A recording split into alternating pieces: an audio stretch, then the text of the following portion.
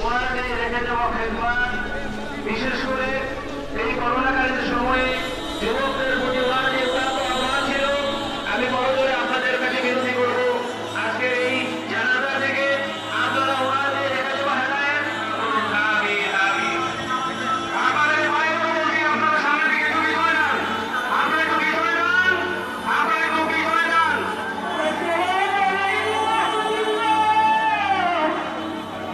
দোয়াটা বেশি করে পড়বেন আর নিজে চিন্তা করবেন, রব্বানা আতিনা ফিদ দুনিয়া হাসানা ওয়া ফিল আখিরাতি হাসানা ওয়া কিনা আযাবান নার। আয় আল্লাহ, দুনিয়াতে ভালো দাও, আমাকে ভালো রাখো, শরীর ভালো রাখো, সুস্থতার সাথে রাখো, আমাকে সম্পদ দাও, আমাকে ভালো, দুনিয়ার ভালো জিনিস আমার জন্য দাও।